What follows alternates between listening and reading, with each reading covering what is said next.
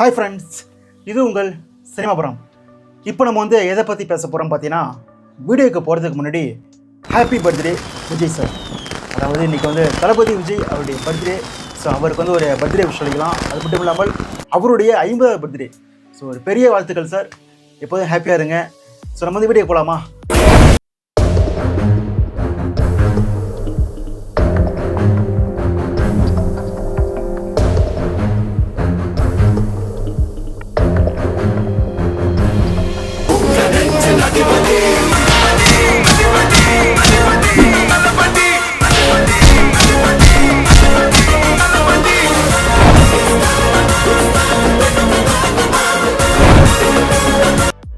இன்றைக்கி நம்ம வந்து எப்படி எதை பற்றி பேச போகிறோம் பார்த்தீங்கன்னா, விஜய் சார் பர்த்டே. ஸோ அவருடைய ஸ்பெஷல் தான் விஜய் ஏன் பிடிக்கணும், விஜய் ஏன் பிடிக்குது. ஸோ இதை தான் நம்ம வந்து பார்க்க போகிறோம். ஃபர்ஸ்ட் ஆஃப் ஆல், விஜய் அப்படின்னு சொன்னாலே வீடியோ போகிறவங்க எல்லாருமே பார்த்தீங்கன்னா, இந்த மூஞ்செல்லாம் எப்படி காசு கொடுத்து பார்ப்பாங்க அப்படின்னு ஒரு கதையை ஆரம்பிப்பாங்க. செஞ்சுட்டியா? மொத்தமாக செஞ்சுட்டியா? நம்ம அந்த கதைக்கே போக போகிறதில்ல, அதெல்லாம் அடித்து துவைச்சாச்சு, அந்த பக்கமே போகிறதில்ல. ஜஸ்ட்டு விஜய் சாரை எதுக்கு இங்கே பிடிக்குது, விஜய் ஏன் பிடிக்கணும், அவ்வளோதான். என்ன பிடிச்ச எவ்வளோ கோடி பேர் இருக்காண்டா வெளியில். இங்கே அவருடைய ரோல் என்ன இந்த சினிமாவில், ஸோ இதை நம்ம வந்து பார்க்க போகிறோம். ஓகேங்களா? ஸோ வந்து பார்த்தீங்கன்னா, ஃபர்ஸ்ட் ஆஃப் ஆல் வந்து விஜய் அப்படின்னு சொன்னாலே பார்த்தீங்கன்னா நிறைய பேர் நிறைய கருத்து இருக்குது. எப்படின்னா, இவர் வந்து படத்தில் வந்து டிஃப்ரெண்ட் காட்டவே மாட்டார், கஷ்டப்பட்டு நடிக்க மாட்டார். ஒரு எக்ஸாம்பிள் வந்து ஒரு கமல்ஹாசன் சார், ஒரு விக்ரம் சார். ஸோ இவங்களாம் வந்து ரொம்ப கஷ்டப்பட்டு நடிப்பாங்களே, அந்தளவுக்கு வந்து விஜய் சார் வந்து கஷ்டப்பட மாட்டார். அவர் படம் பார்த்தீங்கன்னா ஒரு ஆக்ஷன் இருக்கும், காமெடி இருக்கும், டான்ஸ் இருக்கும், வேறு எதுவுமே இருக்காது, ஒரு டிஃப்ரெண்ட்டே இருக்காது.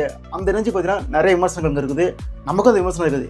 நமக்கும் பார்த்தீங்கன்னா வந்து விஜய்னா என்ன, ஒரே ஆக்ஷன், ஒரே ஸ்டோரி, வேறு எதுவும் கிடையாது. ஸோ இந்த மூடில் தான் விஜய் படமே எல்லோரும் பார்ப்பாங்க. ஓகேங்களா?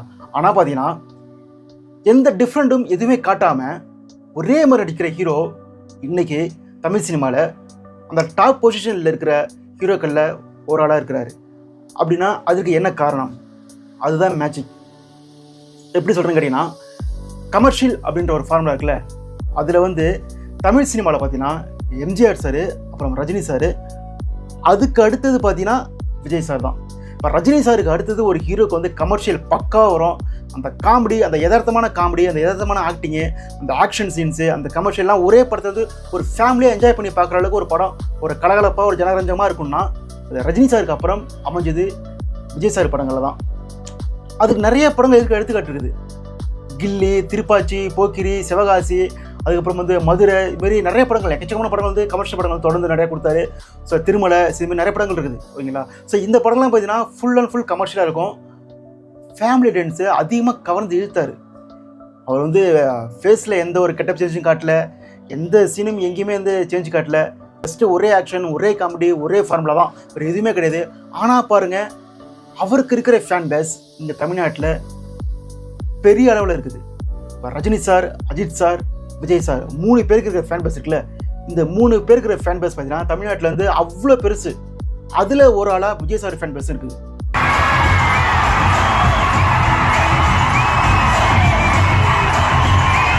ஸோ இதுதான் காரணம்னு சொல்கிறோம். நம்ம வந்து இந்த கமர்ஷியல் ஃபார்முலா சூஸ் பண்ணி ஒரு ஹீரோ வந்து இவ்வளோ சக்ஸஸ் ஆகிறாருன்னா ரஜினி சாருக்கு அடுத்தது நான் விஜய் சார்னு சொல்லுவாங்க. ஏன்னா வந்து இப்போ அஜித் சார் நீங்கள் சொல்லலாம், அஜித் சார் வந்து பெரிய அளவில் இருக்காரு அப்படின்னு சொல்லலாம். அஜித் சார் கூட அங்கங்கே சில படங்களை வந்து அந்த கெட்டப் சேஞ்ச் பண்ணி இந்த ஃபிலிம்ஃபேர் அவார்டு தான் வாங்கியிருக்காரு. ஆனால் விஜய் சார் பார்த்தீங்கன்னா ஃபுல் அண்ட் ஃபுல் கமர்ஷியல் மட்டுமே தான், வேறு எதுவுமே கிடையாது. லவ் கமர்ஷியல் இதையே மாற்றி மாற்றி மாற்றி மாற்றி பண்ணி அவார்ட்ஸ் அதிகமாக வாங்கலை. ஆனால் அவர் படம் வந்துச்சுன்னா அந்த திருவிழா மாதிரி கூடுற கூட்டம் இருக்குல்ல, அந்த கூட்டத்தை சேர்த்து வச்சிருக்காரு. ஒரு ஹீரோக்கு வந்து அதுவே போதும்னு நினைக்கிறேன் நான். ஏன்னா வந்து ஒரு ஹீரோனா என்ன, அவார்டு மட்டுமே ஹீரோ கிடையாது, அந்த கூட்டத்தை சேர்க்கணும். தன் படத்தை பார்க்க வர கூட்டத்தை சேர்க்கணும். தன் படத்தை வந்து ஃபர்ஸ்ட் ஷோ போடும்போது தியேட்டரோட திருவிழா கோலமாக இருக்கணும். அதெல்லாம் வந்து அதிக பேருக்கு அமையாது. அது வந்து தமிழ் சினிமாவில் பார்த்தீங்கன்னா வந்து Rajini sir, Ajith sir, Vijay sir 3 பேர் தான் அதிகமாக அமைஞ்சிருக்குது. ஸோ இந்த 3 பேரில் ரஜினி சாருக்கு அடுத்தது விஜய் சார் அந்த கமர்ஷியல் ஃபார்முலா சூஸ் பண்ணி கரெக்டாக வந்திருக்காருன்னா, ஸோ அதுதான் விஜயோட மேஜிக் நான் பார்க்குறேங்க. அதுக்கப்புறம் ஃபேமிலி டென்ஸ் பிடிச்சதில் வந்து மனுஷன் வேறு லெவல்னு சொல்லுவோம். நான் எப்படி சொல்கிறேன்னு கேட்டிங்கன்னா, விஜய் படம் ஓடுனா போதும், ஃபேமிலி டென்ஸ் வந்து நிச்சயம் தடவை படத்தை பார்ப்பாங்க. வாரிசு படம் எடுத்துங்க, அட்டு குப்பை அந்த படம். என்னை பொறுத்த வரைக்கும் வந்து ஒரு சீரியல், விஜய் ஃபேன்ஸே வந்து துப்பிட்டானுங்க படத்தை பார்த்துட்டு. என்னடா படம் சீரியல் துப்பிட்டானுங்க. ஆனால் அந்த படம் வந்து ஃபஸ்ட்டு வீக்கெண்டில் எல்லா தேட்டரும் ஹவுஸ்ஃபுல்லாக ஓடுது. நிறைய தேட்டர்ஸில் ஹவுஸ்ஃபுல்லாக ஓடிட்டு இருக்குது. அதாவது படம் வந்து பொங்கல் ரிலீஸ் ஆகுது, துணிவு வாரிசு ரிலீஸ் ஆகுது. இது வந்து துணிவுக்கு வந்து நல்ல டாக்கு, நல்ல படம் வந்து சம்மர் ரிவ்யூ, படம் சூப்பராகுது அப்படின்ற மாதிரி நல்ல டாக் போயிட்டு இருக்குது. வாரிசுக்கு வந்து அடிமட்டமான ஒரு டாக்கு, பட்டம் குப்பை அந்த ரேஞ்சுக்கு வந்து கடி ஊற்றிட்டானுங்க. ஆனால் அந்த படம் அந்த ரிவ்யூ அந்த வீக் பார்த்தீங்கன்னா வீக்கெண்டில் வாரிசு படத்துக்கு கூட்டம் அலையும் போது, துணிவு படத்துக்கு நல்ல டாக் இருக்குங்கிறத கூட்டம் அலையும் போது அது ஓகே விட்டுருங்க, அஜித் சார் படம் விட்டுருங்க. ஆனால் வாரிசு படம் பட்டு மொக்கன்னு சொன்னதுக்கு அப்புறமும் ஃபஸ்ட்டு வீக்கெண்டில் வந்து கூட்டம் தியேட்டரை வந்து அலையும் போதுன்னா, அப்போ ஃபேமிலி ஆடியன்ஸுக்கு வந்து என்ன ஒரு டார்கெட்டு? விஜய் படம் அவ்வளோதான், வேறு எதுவுமே கிடையாது, ரிவ்யூவே தேவையில்லப்பா, விஜய் படம் போய் ஃபேமிலியாக படத்தை பார்ப்போம் அவ்வளோதான். அந்த ரேஞ்சில் தான் விஜய் சார் வந்து இங்கே தமிழ் சினிமா இருக்காரு. ஏன்னா ஃபேமிலி ஆடியன்ஸ் வந்து நம்பி போகிறாங்க. இதை வந்து ரஜினி சார் படத்தை அப்படி பார்த்தாங்க, அதுக்கப்புறம் பார்த்தீங்கன்னா விஜய் சார் படத்தையும் அஜித் சார் படத்தையும் பார்த்துட்ருக்காங்க. இதில் வந்து விஜய் சார் படம் பார்த்தீங்கன்னா அடிமட்டமான ரிவ்யூ கிடைச்ச வாரிசு படத்துக்கு கூட்டம் வருதுன்னா அந்த அளவுக்கு தான் ஃபேமிலி ஆடியன்ஸ்குள்ளே வந்து விஜய் சார் போயிருக்காருன்னு சொல்லுவான். இன்னொன்று எக்ஸாம்பிள் சொல்லாங்க, சன் டிவியில் வந்து பார்த்தீங்கன்னா சண்டே ஈவினிங் 6 மணிக்கு மேக்ஸிமம் பார்த்தீங்கன்னா விஜய் படம் தான் போடுவாங்க. அது வந்து பழைய படமாக இருந்தால் கூட பரவாயில்ல, கில்லி, திருப்பாச்சி, போக்கிரி இது மாதிரி படங்கள்லாம் திரும்ப திரும்ப திரும்ப திரும்ப திரும்ப ஒரு மாதத்துக்கு 2 டைமாச்சும் போட்டுருவாங்க ஈவினிங்கில், சண்டே ஈவினிங்கில். ஏன் ஃப்ளாப் படமாக இருக்கும், பைரவா படம் வந்து அட்டு ஃப்ளாப்னு தெரியும், அந்த படத்தை சண்டே ஈவினிங் 6 மணிக்கு தான் போடுவாங்க. ஏன்னா விஜய் படம் அந்த டைமில் போட்டால் ஃபேமிலியாக உட்காந்து பார்ப்பாங்க, நமக்கு டிஆர்பி கிடைக்கும் அப்படின்ற ஒரு நம்பிக்கை அவங்களுக்கு இருக்குது. அந்த நம்பிக்கையில் வந்து அவங்க வந்து சக்ஸஸ் ஆகிறதால தான் தொடர்ந்து விஜய் படங்களை அதேமாதிரி ஈவினிங் டைம் 6 மணிக்கு போட்டுட்ருக்காங்க சன் டிவியில் கூட. ஸோ ஃபேமிலி ஆடியன்ஸை கவர்ந்ததில் பார்த்தீங்கன்னா ரஜினி சாருக்கு அடுத்தது விஜய் சாரை நான் அதிகமாக சொல்லுவேன். ஏன்னா வந்து அந்த ஒரு காமெடியான அந்த ஒரு யதார்த்தமான காமெடி இருக்குல்ல, அந்த காமெடி, அந்த ஆக்ஷனு, ஸோ இதெல்லாம் பார்க்கும்போது ஃபேமிலி ஆடியன்ஸ் வந்து ரொம்ப பிடிச்சி போகும். அஜித் சார் வந்து இப்போ ரீசெண்டாக தான் வந்து ஃபேமிலி ஆடியன்ஸ் வந்து கவர் பண்ணுறாரு. அதாவது பார்த்தீங்கன்னா அந்த வீரம், விஸ்வாசம், ஸோ வேதாளம், இப்போ வந்து இப்போ ரீசெண்டாக படம் வந்துச்சு துணிவு, நேர்கொண்ட பறவை, இந்த படங்கள்லாம் வந்த படம் தான் பார்த்தீங்கன்னா அஜித் சாருக்கு வந்து ஃபேமிலி ஆடியன்ஸ் வந்து அதிகமாச்சு. அதுக்கு முன்னாடி பார்த்தீங்கன்னா மனுஷன் வந்து சும்மா டான் கேரக்டர், ரவுடி கேரக்டர்லாம் பண்ணி யங்ஸ்டர்ஸை கவர் பண்ணிட்டார். அஜித் சார் வந்து யங்ஸ்டர்ஸை ஃபுல்லாக கவர் பண்ணிட்டார். அவரை மாதிரி யங்ஸ்டர்ஸை கவர் பண்ண ஹீரோ வந்து தமிழ்நாட்டில் யாருமே கிடையாது. அந்தளவுக்கு யங்ஸ்டர்ஸ் கவர் பண்ணுறாரு அஜித் சார். ஆனால் ஃபேமிலி ஆடியன்ஸில் இப்போ தான் வந்திருக்காரு. ஆனால் விஜய் சார் பார்த்தீங்கன்னா ஃபேமிலி ஆடியன்ஸை அப்போலேருந்தே பிடிச்சிட்டு இருக்காரு. மனுஷன் வந்து அந்த ஸ்டார்டிங் ஸ்டேஜே பார்த்தீங்கன்னா அந்த ஃபேமிலி ஆடியன்ஸை அப்படியே தன் கைக்குள்ளே வச்சிருக்காரு. அதில் தான் யங்ஸ்டர்ஸ் ஃபேன்ஸும் ஆடானாங்க. ஃபஸ்ட்டு அவர் கவர் பண்ணது பார்த்தீங்கன்னா ஃபேமிலி ஆடியன்ஸு, அப்புறம் கேர்ள்ஸு, அப்புறம் யங்ஸ்டர்ஸு. ஸோ இவங்களை வந்து அப்படியே கவர் பண்ணி தான் விஜய் சார் வந்து இன்றைக்கி வந்து ஒரு இடத்துல வந்து தமிழ் சினிமா வந்து இந்த டாப் ஹீரோஸ் லிஸ்ட்டில் வந்து ஒரு ஆளாக இருக்கிறாரு விஜய் சார். ஓகேங்களா? சின்ன சின்ன குட்டீஸ் இருக்காங்களே, அந்த குட்டீஸுக்கு கூட பார்த்தீங்கன்னா விஜய் ரொம்ப பிடிக்கும். ஸோ அது ஒரு சின்ன மேஜிக் சொல்லுவாங்க. ஏன்னா சின்ன சின்ன குட்டீஸ்லாம் வந்து பார்த்தீங்கன்னா வந்து அவங்களுக்கு வந்து ஒரு ஹீரோ பிடிச்சி போச்சுன்னா அவங்க சொல்லுவாங்க, அப்பா நான் அந்த படத்துக்கு போகணும், அது கூப்பிட்டு போங்கப்பா, இந்த படத்துக்கு போகணுமா, கூப்பிட்டு போகமா அப்படின்ற மாதிரி அவங்க அப்பா அம்மாட்ட சொல்லுவாங்க. ஸோ அதுலேயே அவங்க அப்பா அம்மா வந்து தேட்டர் படத்தை பார்ப்பாங்க. ஸோ அந்த குட்டீஸுக்கு பார்த்தீங்கன்னா ரஜினி சாருக்கு அப்புறம் விஜய் சார் இப்போ அதிகமாக பிடிக்குது. ஏன்னா குட்டீஸ் நிறைய பேருக்கு விஜய் தான் அதிகமாக பிடிக்கும். குட்டீஸுக்கு, கேர்ள்ஸுக்கு. என்ன காரணம்னா அந்த மனுஷன் வந்து யதார்த்தமான ஒரு ஆக்டிங் கொடுப்பாரு, யதார்த்தமான ஒரு காமெடி, ஒரு பக்கத்து வீட்டு பையன் மாதிரி ஒரு ஆக்டிங் சில படத்தில் கொடுத்துருப்பாரு. ஸோ அந்த காமெடிஸ் இதெல்லாம் பார்க்கும்போது ஒரு யதார்த்தமாக அமைஞ்சு போச்சு. ரஜினி சார் வந்து ஒரு படத்தை வந்து காமெடி பண்ணார்னா அந்த படத்துக்கு காமெடினே தேவையில்லைன்னு சொல்லுவாங்க. ஃபார் எக்ஸாம்பிள் வந்து கவுண்டமணி சார் வந்து ஒரு டைரக்டர் சொன்னாராம், அப்போது இந்த படத்தில் தான் வந்து ரஜினி சார் இருக்கார்ல, அப்புறம் என்ன கூப்பிட்றீங்க, அவரே ஹீரோ பண்ணுவார், அவரே காமெடி பண்ணுவார், என்னையே தெரியாது அவரை வெட்டியாக கூப்பிட்றீங்க அப்படின்ற மாதிரி கவுண்டமணியே சொன்னாராம் ஒரு டைரக்டர். அதேமாதிரி பார்த்தீங்கன்னா விஜய் படங்களில் காமெடி வரும்போது விஜய் காமெடியும் அதிகமாக இருக்கும், காமெடியை தாண்டி. அதுக்கு வந்து கில்லி படம் எடுத்துங்க, கில்லி பற்றி நிறைய சீன்ஸில் பார்த்தீங்கன்னா விஜய் காமெடி பண்ணிருப்பார். திருப்பாச்சி, சிவகாசி, அதுக்கப்புறம் வந்து திருமலை, நிறைய படங்கள் பார்த்தீங்கன்னா விஜய் பண்ணுற காமெடியை அவ்வளோ ஒரு யதார்த்தமாக அவ்வளோ சூப்பராக இருக்கும். காமெடியன்ஸ் பண்ணுற காமெடியை தாண்டி அவர் காமெடி பண்ணுவார். ஸோ ஒரு ஹீரோக்கு வந்து காமெடியும் நேச்சுரலாக வருதுன்னா ரஜினி சாருக்கு அடுத்தது நான் விஜய் தான் சொல்லுவேன். கமல் சாருக்கு காமெடி வரலாம் சொல்ல மாட்டேன். கமல் சார் காமெடியில் வந்து தாறுமாறாக இருக்கும். பஞ்சதந்திரம், பம்மல் கே சம்பந்தம் இதெல்லாம் பார்த்தீங்கன்னா வந்து வேற லெவல் காமெடி இருக்கும். ஆனால் இந்த காமெடியில் பார்த்தீங்கன்னா வந்து ஒரு யதார்த்தமாக இருக்காது. அந்த டைமிங் காமெடி, அந்த வேர்ட்ஸில் அந்த வார்த்தையில் விளையாடுறது தான் காமெடி இருக்கும். நம்ம கமல் சார்ட்ட வந்து அந்த வார்த்தையில் விளையாடுறது தான் காமெடி அதிகமாக வரும். ஆனால் ரஜினி சாருக்கும் விஜய் சாருக்கும் பார்த்தீங்கன்னா யதார்த்தமான காமெடியாக இருக்கும். ஒரு பக்கத்து வீட்டை வந்து கவுண்டர் அடிச்சு அப்படி இருக்கும். ஸோ அதே மாதிரி காமெடி பண்ணாங்க ரெண்டு பேரும். ஸோ அந்த காமெடியில் தான் பார்த்தீங்கன்னா விஜய்க்கு வந்து அதிக ஃபேமிலி ஆடியன்ஸும் இருக்குது, கேர்ள்ஸ் ஃபேன்ஸும் இருக்காங்க, குட்டீஸும் இருக்குது. ஸோ இதுதான் விஜய் வந்து கரெக்டான ஃபார்முலா சூஸ் பண்ணி போயிட்டுருக்காரோ அப்படின்னு தோணுச்சு.